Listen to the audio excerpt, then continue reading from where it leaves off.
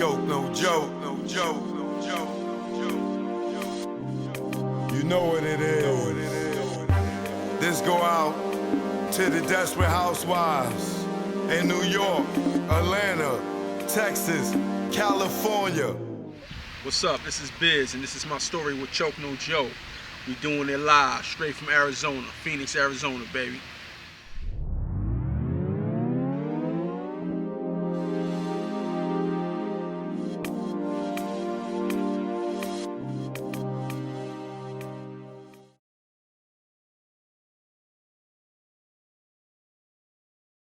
What's going on?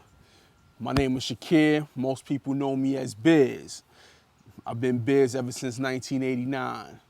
This is my story coming from my mouth.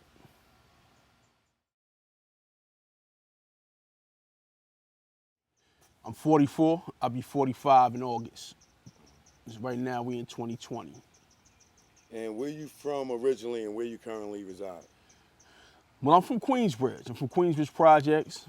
I did some time, partial of my life in the early years in Ravenswood with my mom's, but then I was back and forth in Queensbridge, you know what I'm saying? And then I stayed in Queensbridge from, I want to say, to about 90, 91 until basically 2013, 14.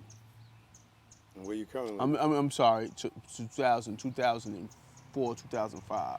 Oh, okay. And where you currently reside? Right now I'm in Phoenix, Arizona.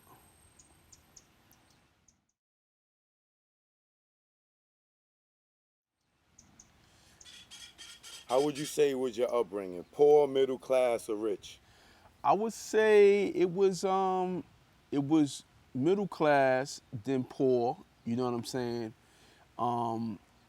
It was a struggle because in the very beginning my mom was on drugs, but then and that I think that made me stray away from getting into the streets and following dudes and you know and selling the very drug my mom's was on. You know what I'm saying?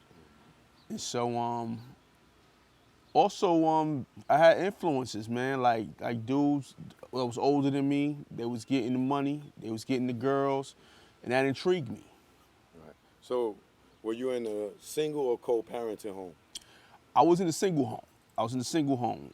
Raised by my mom's and my grandmother, primarily my grandmother, because it was funny.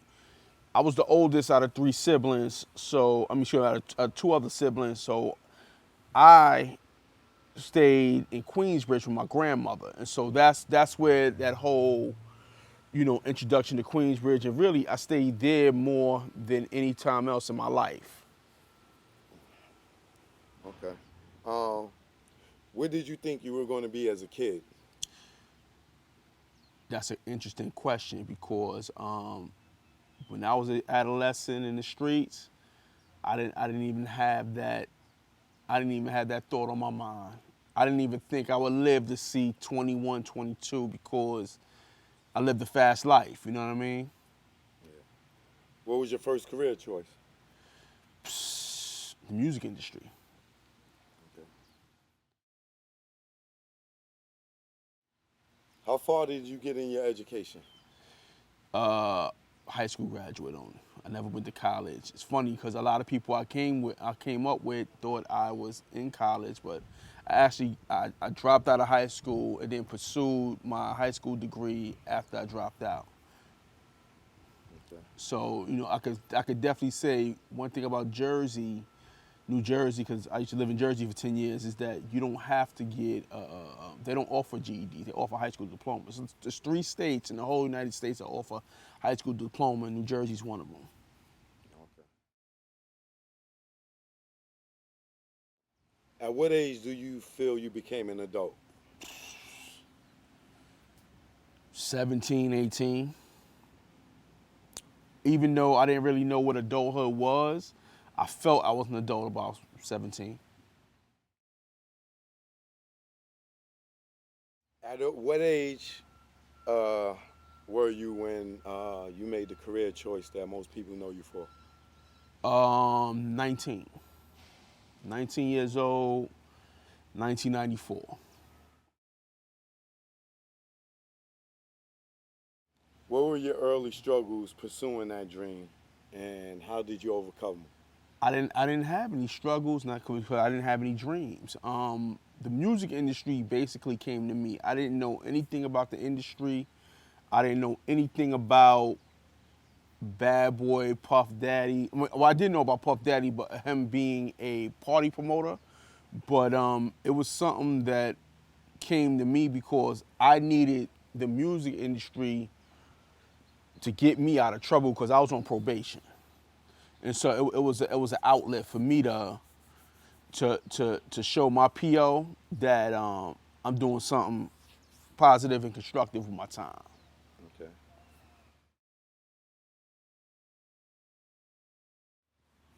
Did anyone close to you doubt you when you became a manager? Did anyone doubt me? Or No, just in nah, you know what? One thing I could truly say, I was a manager of Big Noid of Mobb Deep and Core Mega, and they both gave me a fair shot, and they believed in the ability that this brother's gonna go hard for me. A, because I know them personally, and B, because I've been in the industry, so my expertise. Well, who was your biggest supporter in your journey? So many people, so many people. First and foremost, I gotta give it to Core Mega and Noy. They supported me because they believed in me handling their career in the very beginning of their careers. I got both of them signed. One signed to Tommy Boy, one signed to Def Jam, and so they were huge supporters. I would say in the very beginning, dudes like Puff Daddy. You know, he was a supporter of mine because when Mega was locked up, I would tell him about Mega. And so when he came home, it was easy for him to make that transition from being locked up to the street, going straight to Puffy's office and meeting right with Puff Daddy based off of what I told him. You know what I'm saying? Based off of what I told Puff Daddy. So I applaud him for that. You know what I'm saying? And I respect him for that. Okay. What would you say was the highlight of your journey? Man, that's a great question. I don't know, man. I don't know. I would say the highlight of my journey is actually transitioning, leaving the music industry, getting into marketing, and into where I am today, doing something more purposeful and meaningful.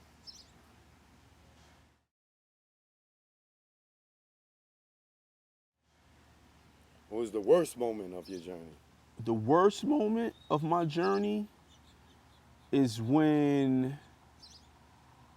I would say the worst moment. That's a great question. The worst moment of my journey. I gotta think of that.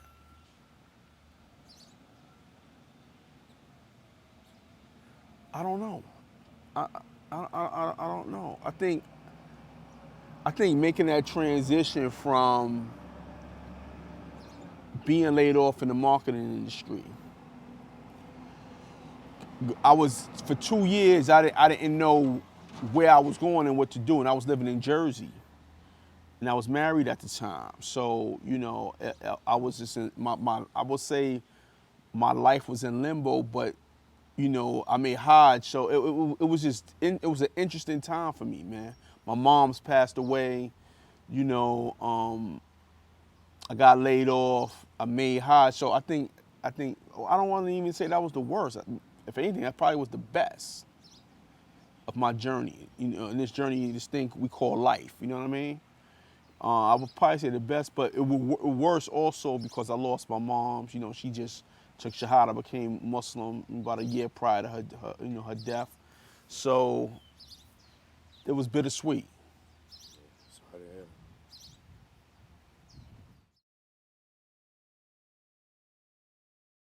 If you could go back and do it all over and could correct anything, what would it be?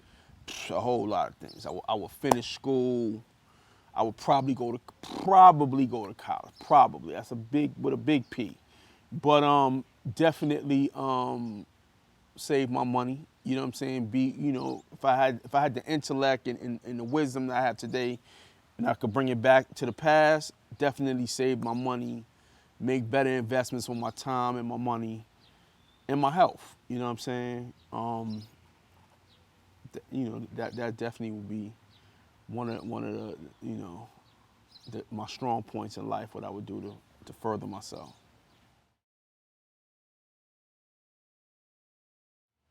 All right, there's someone right now somewhere watching this, Okay. and they just starting your journey. They just merging onto the highway, and you about 10 states away. Okay. You know what I'm saying? But they going through the same path, whether it's marketing, whether it's being a manager. Okay. What potholes can you tell them to look out for, so they don't damage their car getting to where you at? I would say be true to yourself, believe in your product, whether it be your artist, you know what I'm saying, your whatever you are marketing, whatever you are managing, understand that is your baby, not your child, but that is your prized possession. And sometimes people don't see your vision, and that's all right. Long as you see the vision and your vision is clear, and you're at, and you're real with yourself, and you got an authentic product, you keep going. Because there's somebody out there, there's a fan base out there, there's somebody who's gonna believe in you, on your product, and your artist, when everyone else doesn't. And it don't matter. Everything ain't for everybody. People thought Jay-Z was whack. Look at him now. He's considered one of the best. People thought, maybe this one was whack. I remember, people thought MC Hammer was whack. But he was one of the biggest artists, and probably to this day, still one of the biggest artists that ever rapped.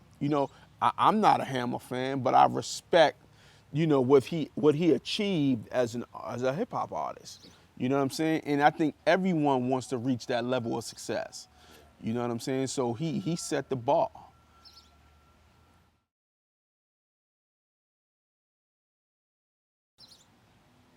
What is your focus today in business and in life? Both. My life consists of business, and I'm in the health and wellness business. I have a company called Essence of Life Fragrances, and we specialize in basically all natural organic products, whether it be natural sea moss coming from St. Lucia, to black seed oil I get imported from not Ethiopia, from Egypt, to black seed capsules, to moringa, to when I was in Africa, I got all natural African black soap, liquid black soap from Africa, all type of things, man. Anything that's gonna keep people healthy and preserve their life and their health, that's what I'm into.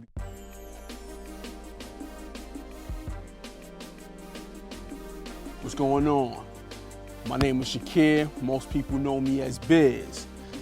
I've been BIZ ever since 1989. This is my story coming from my mouth.